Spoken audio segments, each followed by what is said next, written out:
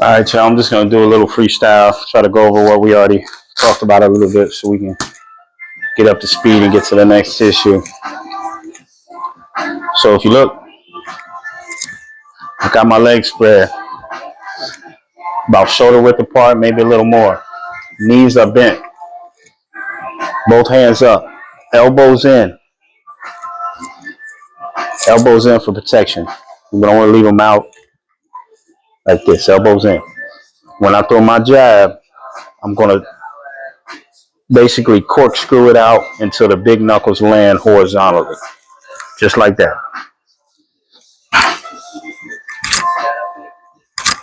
And if you notice, every time I throw it, I put my chin in my shoulder for protection. And I keep my right hand up on my cheekbone over here, not my chin, my cheekbone. Kind of out front a little bit, so it keeps you don't have to give your opponent such a big target. So that's the jab, how I'm gonna throw it.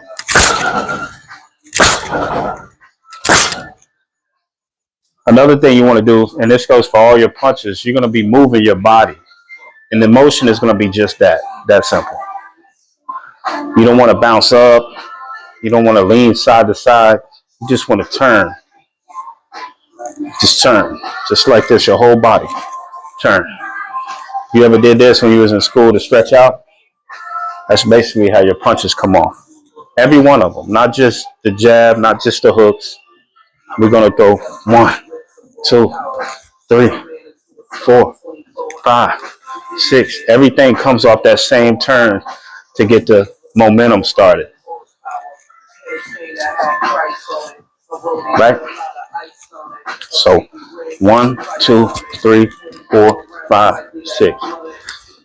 Turn the jab over, big knuckles. Protect your chin inside of this shoulder.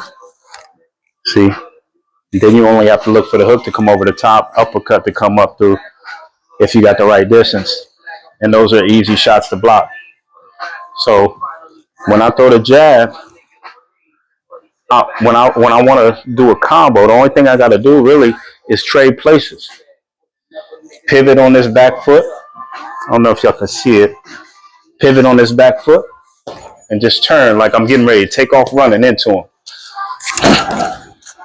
That braces you.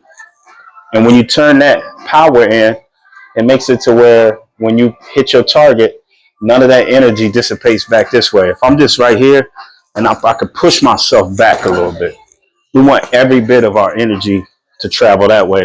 So we brace with that back foot like a kickstand. Turn it over. Turn that back foot, turn your punch over. Big knuckles. So I'm going to try to give you what the form looks like when you throw 1, 2. Both hands up. Knees bent. Boom. In the chin. Boom. And what you want to do is you want to kind of always look.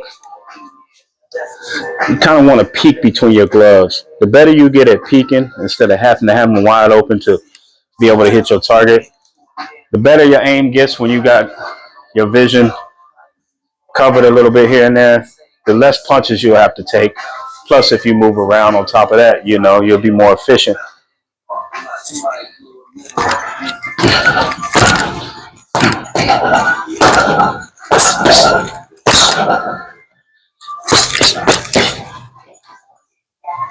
Now, I want to talk about the movement. Like I said, when you start these punches, as soon as you do that, you start to move a little bit of your body weight. That right there. Then you put your body weight right behind it. And train, when you're programming, program at a slow speed. Don't try to go as hard as you can, see how hard you can punch. You start off training like that, and not much sticks. You get tired before you really program anything. It's just like cramming in school. You don't want to do all your study in one night. You want to slow it down. Understand what you're doing. Get the feel for what it is and lock it into your memory how you feel when you throw it. So your muscle, you get muscle memory on it when you do it. This doesn't look that helpful, but really, man, this is one of the best exercises for your aim and your form, your skill. Just turn, just a little turn. That little turn that you put into it will determine whether you knock a guy out or whether you just give him a nice shot So you want to turn, turn, turn, turn. And when you jab, you turn just a little bit. Start it right here. Turn, turn, turn. You even pivot this foot sometimes. I don't know if you can see it. Let me step back. Just a little turn on that jab. Sometimes you step out with the jab and turn it over. When we get up to speed and we get our other guys in here, I'm going to make some videos that you can see them in action because I'm too out of shape right now to be going too hard.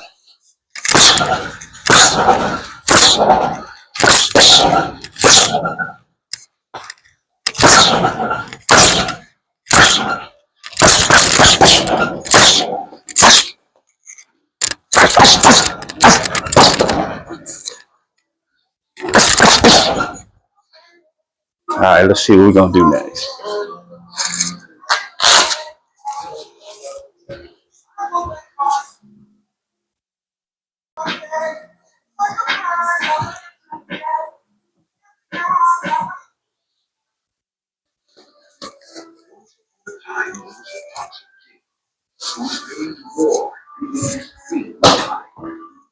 All right.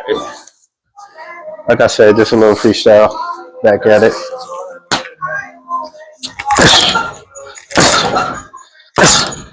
What I want to do when I'm working the heavy bag, yeah, I want to work my power when I'm going endurance rounds. But when I'm doing skill, I want to imagine this bag as an opponent. So I'm working on my distance and my form, keeping my chin down, defense up, slipping, stepping. What you're working on is controlled punching, which is more important than just going all crazy all the time when you're fighting, when you're engaged. A lot of people just go as hard as they can every time, man. You got to change the speeds of your punches and the directions and the rhythm.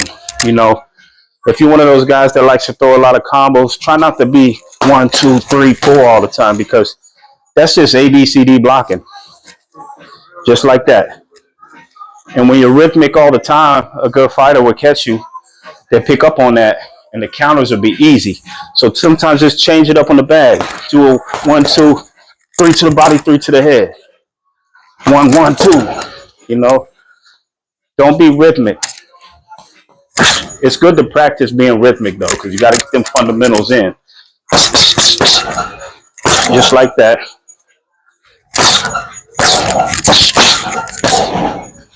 But you got to change it up sometimes. Let that guy know you got everything in the bag.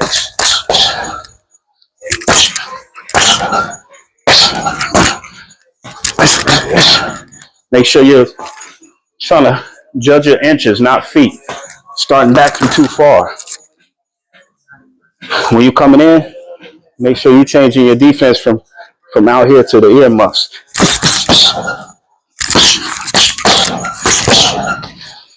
Change your punches.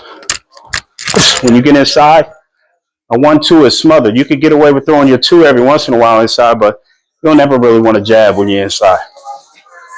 Unless you got a guy retreating on his way out, you can hit him with that jab. You know, start some follow-ups.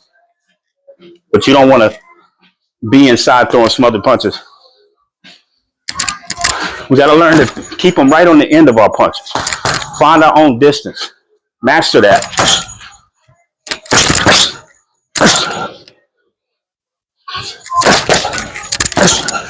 When you're working the bag, after every combo, slip, weave, protect. Practice that too. And you're not going to always see me do it because I'm lazy, but I don't have to fight anymore. So make sure you do it.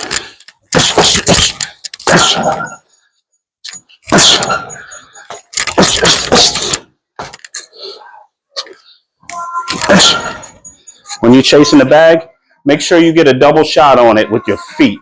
So double. See that pump on the feet? Now you put punches on it. Double pump them. That's how you learn to follow. Follow a guy that's running straight back.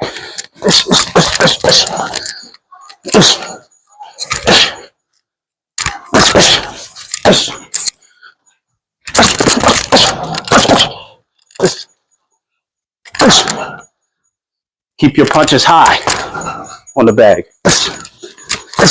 When you punch it to the head, don't pretend like you're fighting a 7th grader. Keep them up high, because it's easy to make an adjustment down for a shorter opponent. But if you're always being lazy, punching here, it's hard to make the adjustment up. Training a different muscle group now.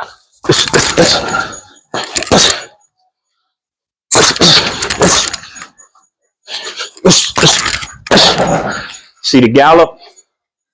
The gallop is when you start. When you're gonna see it, you call it. It's the giddy up. That's a shoot. See that? The gallop.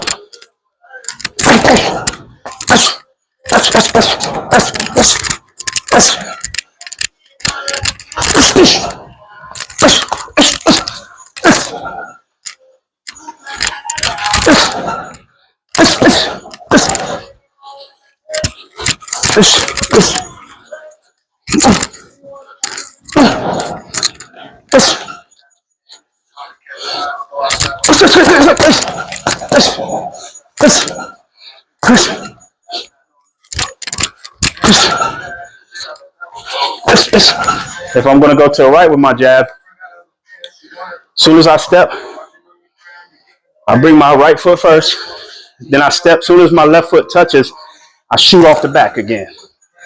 Right foot, left foot, shoot off the back. Right foot, left foot, shoot off the back. And when I take this right foot, left foot, I actually step back into it with the left foot. Boom, boom, boom. Step, step, pop. Step, step, pop. Sometimes I can just step, step, pop without moving that front foot. Step, step, move front foot, pop. See? Step, step, front foot. Now here's without moving the front foot.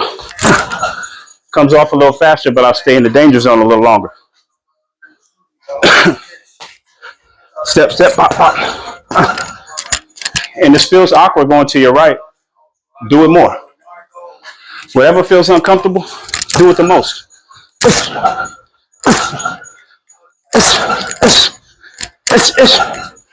Know the difference between a stiff jab and a regular jab that you're just trying to you build off of it. As much as you can, you want to throw the stiff jab. But sometimes the stiff jab takes a commitment, just like that. But you could throw a bug, it's a non-committal jab like that. Know the difference. Know how to build off of each one of them. The stiff jab is going to push the head out of position if it lands or if you hit the gloves. Stiff one pushes through. They can counter off of it, but you be ready for that counter. A stiff jab usually takes a little longer to bring back to you. So it just looks like this. It takes more effort to stick it, so it's just takes a little bit longer to bring it back in, as opposed to that. You can still get a good poke on your jab, even if you want to throw a stiff one, by just throwing like a poppy jab. But know the difference is all I'm saying. Know a jab that's too slow, that's too stiff. If you start stiff, it's going to go slow. It's going to land hard, but it's going to come back slower.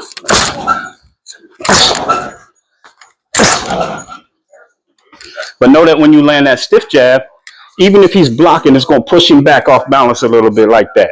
He can still fire a counter. It won't be as much affection. It won't be as effective.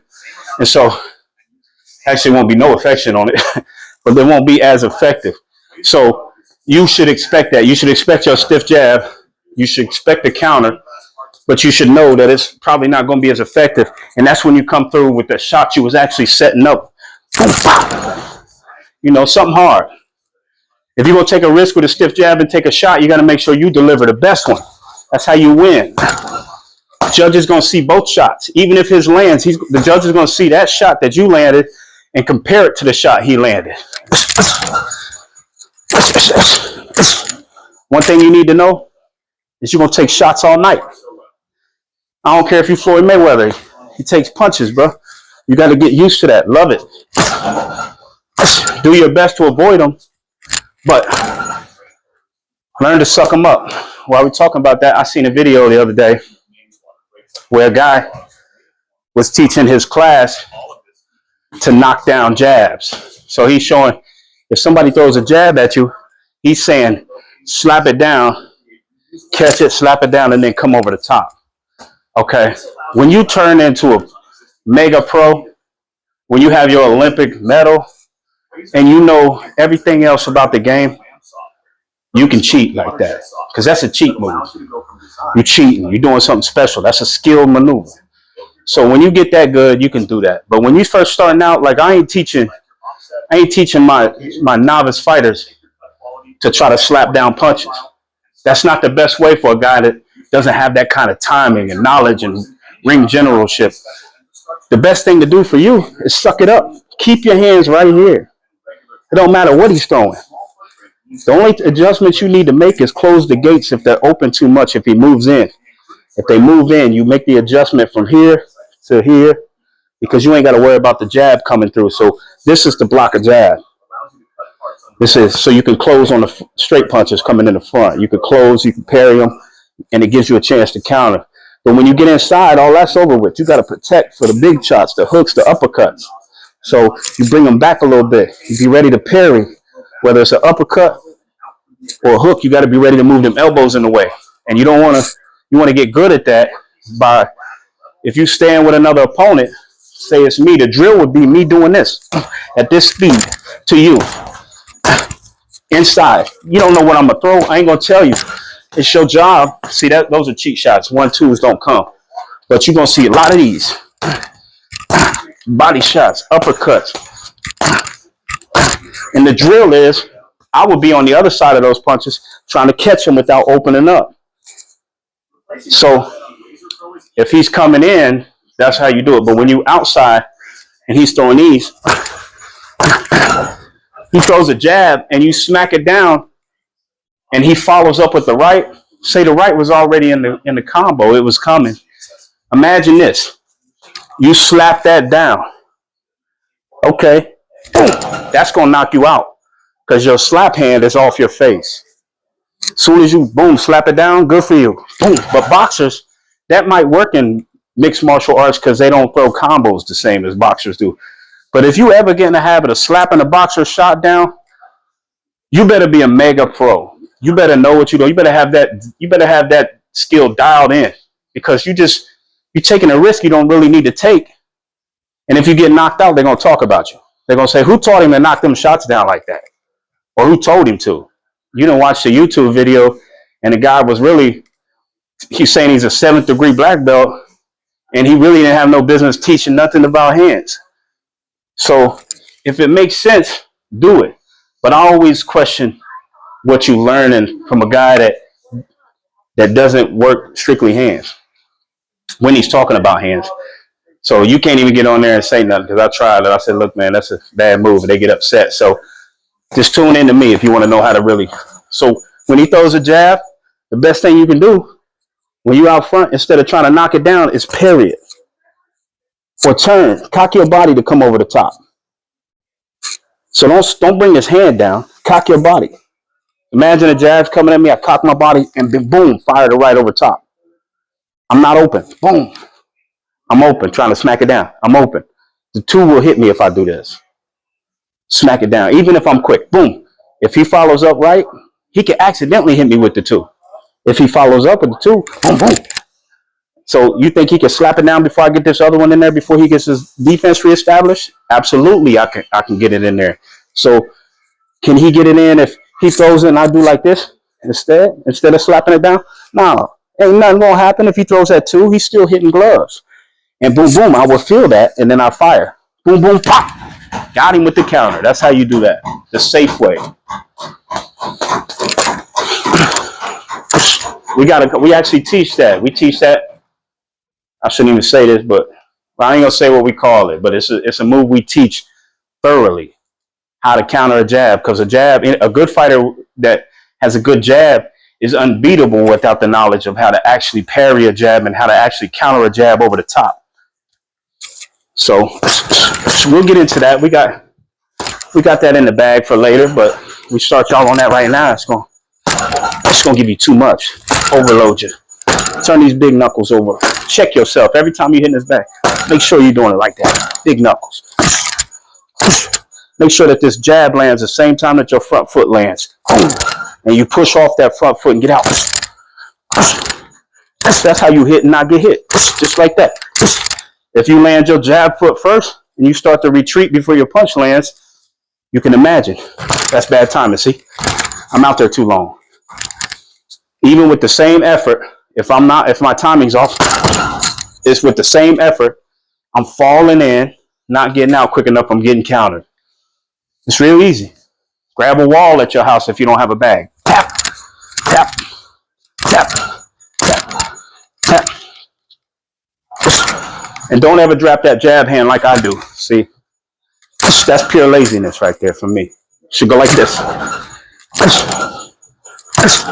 When you do drop that jab hand, do it because you're luring. When you lure, that's when you show your opponent something that you want him to try to do to you. It's easier to counter something that you lured. So if you're showing him that shot, and then you got your counter picked out, you want him to overcommit. So you step back out of distance about 4 inches so that in order for him to actually land anything on you, he has to come 4 inches in. As soon as you see him try to throw that punch that you're luring him to throw, slip it, throw the uppercut, or whatever other counter you got in mind.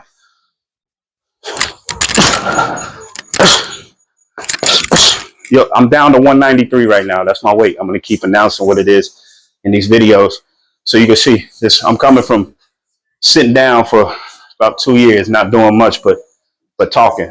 So I'm going to try to get it in so that I can this summer we can make these videos and I can be in shape to show y'all how it really looks. Because right now you're going to say, man, that boy can't do nothing.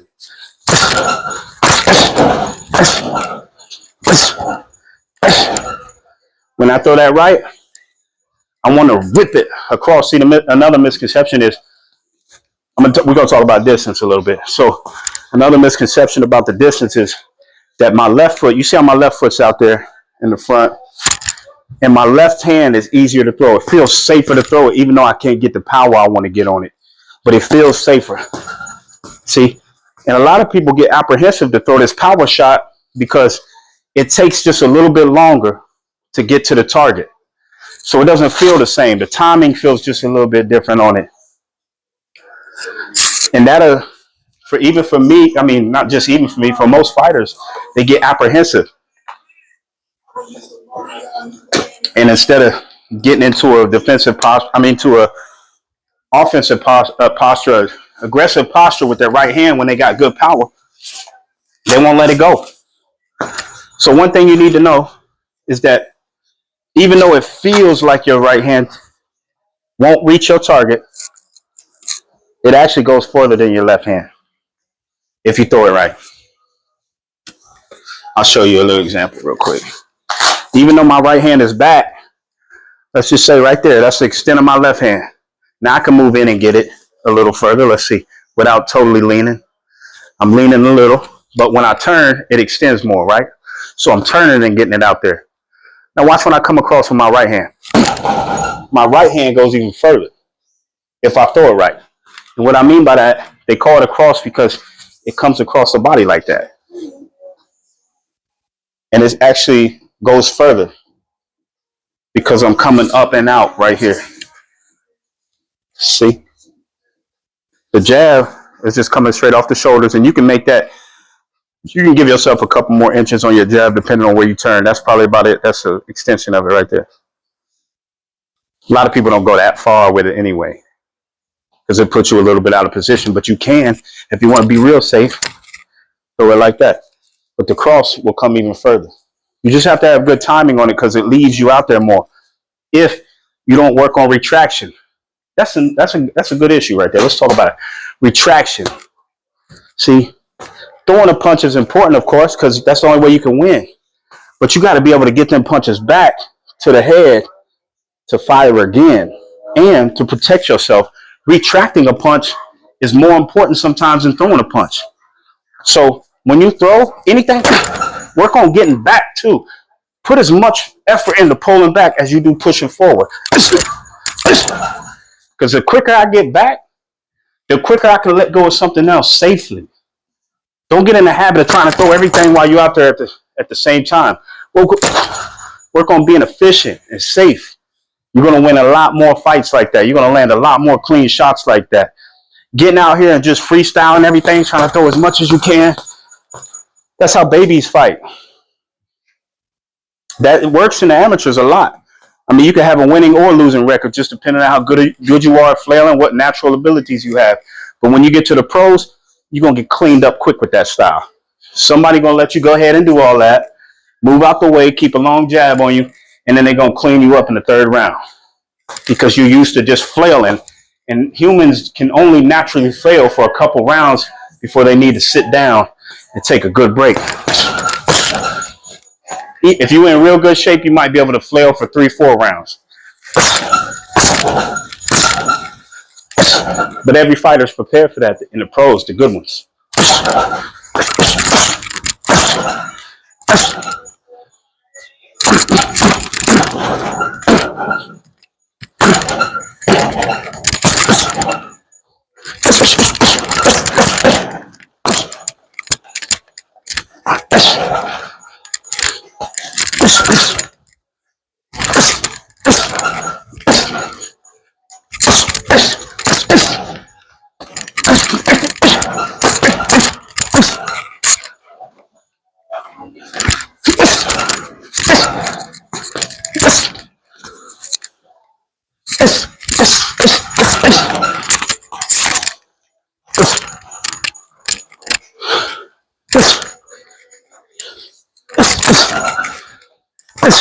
And when you spar, or you work the mitts, whatever you do, make sure your imaginary target is what you hit. Like, don't be out here wasting jabs to try to scare somebody off. It's shooting in the air. It's only so long you get away with that. You wasted energy. So when the shit really goes down, you don't wasted your energy pump faking, man. Preserve yourself. When you throw a jab, know if you throw it from here, you can get that power on it. That's a power jab from up top. If you throw it from here, you get a little bit of power on it too, but it's not as effective because you're using a different group to pull your shot up. See, I'm using a lot of this to pull my shot up. When I come from here, it's a different group. Just like, try lifting a weight like this. You can probably get, I don't know, maybe 100 pounds. I don't know how strong you are, but if you can get 100 pounds like this, try your bench press now with one arm. Just do one arm with a free weight, any type of free weight, dumbbell. I bet you're gonna get 100 pounds, 150 pounds like this. Boom.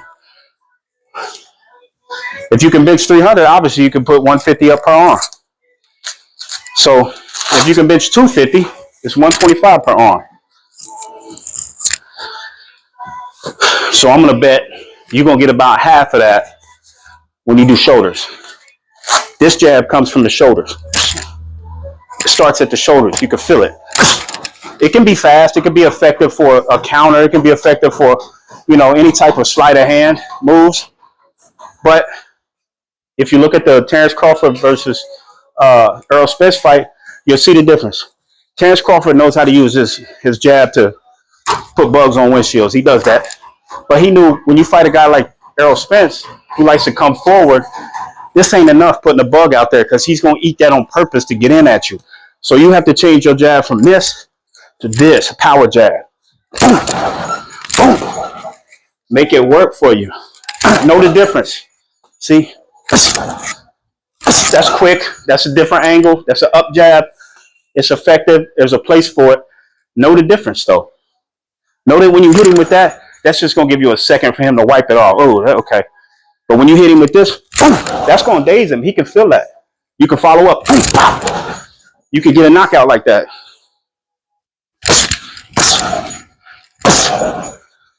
So work your power jab the most because you want to get it crisp. You want to get some speed, build some speed with it. And you want to use it more than anything.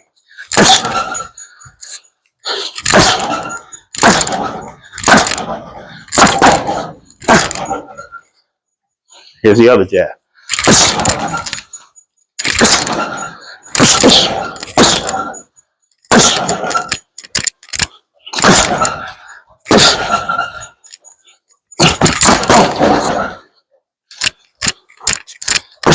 Put more slips in there than I'm doing. You want to defend after everything you throw. Don't get like me. Like I said, I'm lazy and I don't have to fight anymore. But you do. Hands back up quick as you can inside. Touch your face. You throw the jab, touch your face with your other hand. You throw the right, you throw the cross, touch your face with the other hand, right on the cheekbones.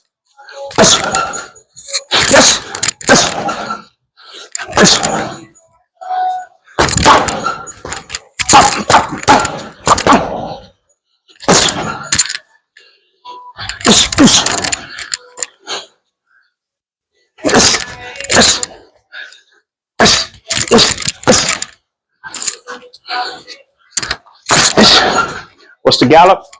Let's see. That's one way to wind up your punch and close the distance.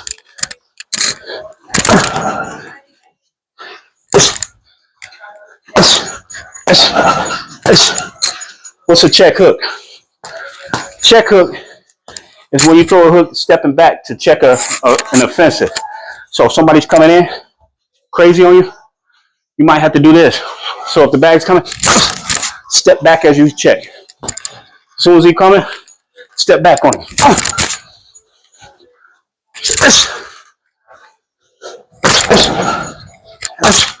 He's coming at me. This will give you a better angle. I know he's coming at me. A defensive hook as I'm stepping out of the way. A high one. That's called. We call it other things in the gym. I won't do that for the purposes of the video, but it's a check hook. You can check with either hand. When you check with your right hand, you want to step back. When this right foot touches, kind of pony up on your front foot a little bit. Just so you can pivot. Watch it. Step back.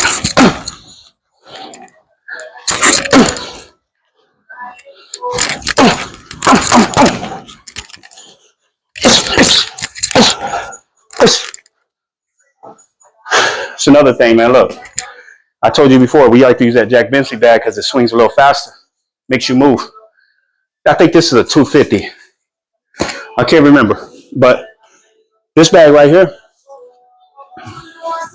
when it's swinging, don't stop it. Let it move you. Become evasive. Make it swing another way with your punches. Make it work for you.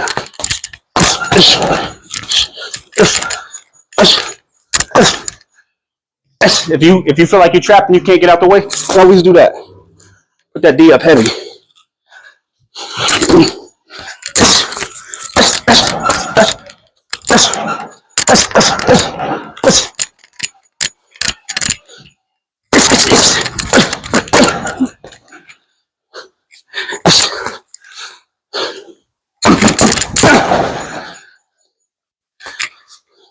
Work your way in. Learn to use your step in between punches. So, I'm stepping.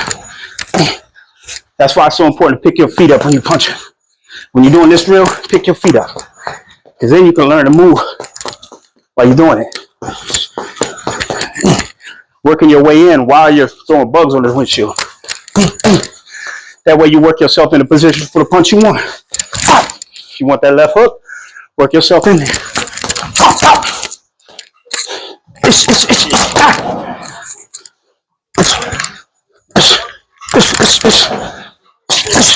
Check hook. I'm on the balls of my feet so I can move. It ain't easy. If your calves don't hurt, You didn't work the balls of your feet that much if you're a rookie. If you knew. If you knew, your calf should be burning off after the workouts.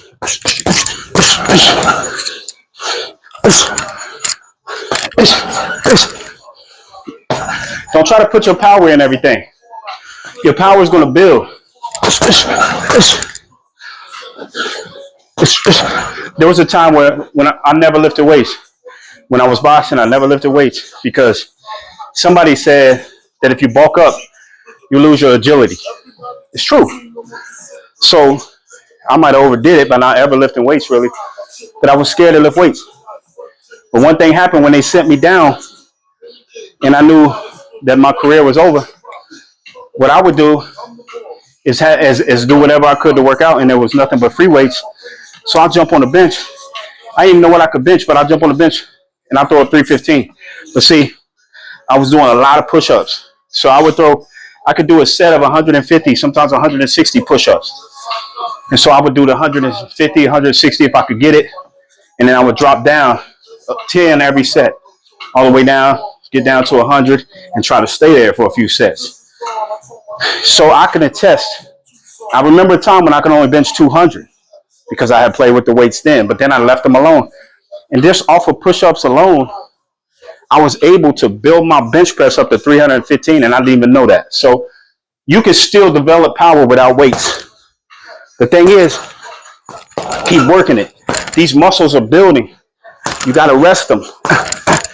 Don't be like me, because I made a mistake for the first year in my training where I would overtrain because I got beat in a sparring match by somebody significantly smaller than me that I thought was significantly weaker than me.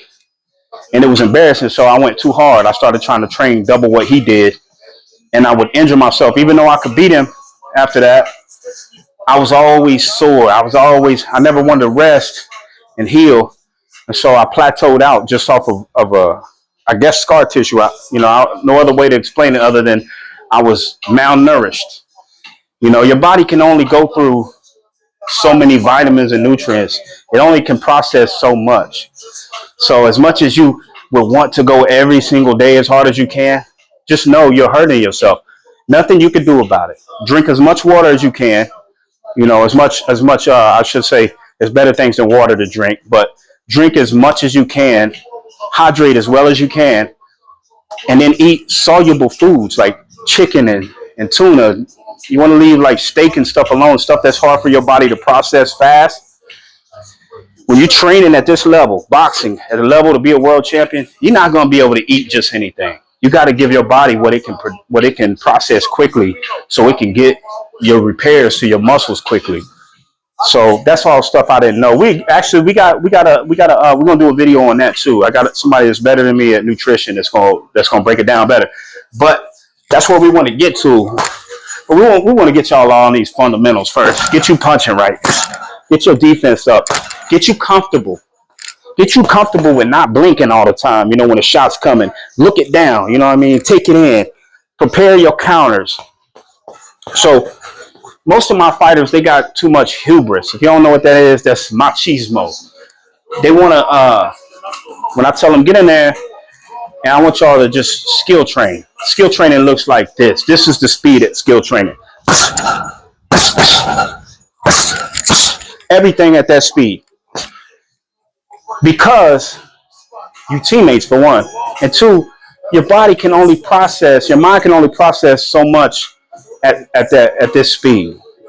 You go to another speed, your body's not processing. You're not able to think of what you're going to do on a counter when somebody's throwing 1, 2, 3, just like that. You're not able to think it through.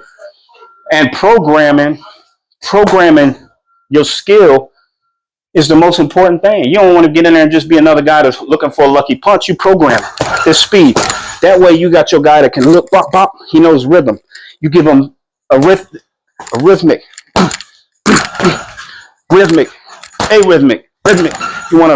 want to give him these 1, 2, 3, 4. Let him practice blocking those, and then you want to give him a 1, 1, 2. Let him practice blocking that. Then you want to give him like a 1, 3, 5. All lefts. Let him practice blocking that. So nobody gets in the habit of just trying to be a rhythmic blocker. But imagine me doing this and you trying to do it. What are you learning? Nothing. Learning self-defense because you're going to be in there trying to duck everything. My guys, and this goes to you guys, when you watching, all my guys that watch my videos, when y'all get in there and do that, man, that's disappointing. Even though my good fighters, I like to see y'all bang it out sometimes. If we call for skill sparring, that ain't what we want. We might go, damn, they going at it, you know, and like that. But you didn't learn enough in that session. Teach each other like this. That speed. Do good slipping. That way, when you ramp up the speed, you've already got that program in here. It's in there. You know what to do. It don't matter how fast she's going. It looks the same. You just process it a little faster, but it's already in muscle memory. You're reading each other's body language at that speed. You're learning to know what it looks like when he's coming with that. Know what he looks like when he's trying to slip that or set you up. The more fighters you can get in there that are willing to operate like that instead of off that hubris. You hit, oh, bro, I thought we was going light, man. You didn't hit me. Those kind of guys are just looking to go 100 anyway. When you can get guys that dial it down, you're going to learn the most from them. That's why when I spar my guys, Jackson know this, I don't go 100 unless I need to teach you how to slow down. And then I will go 100. Hopefully, you know, like I'm older, you know, I don't always win. But when I go 100, it's to show you, like, this ain't how we need to do it. And then we dial it down. Now we back on the same page. And you know, all that hit me hard, I hit you hard stuff ain't going to work with me. I don't want it to work between my fighters either. Or you. Find you someone that's willing to learn with you, willing to teach you, so you can know what good form looks like when it's coming at you, and you can be able to build your defense around that. Get a fundamental guy that knows how to use his feet, steps around and jabs, so you know what that looks like. You know what it looks like when a guy's cocking himself to throw a body shot. But be ready, it could be an uppercut to the head, it could be a trick. You only learn that at a slow pace. This pace. Check your skill. We're going to take a break.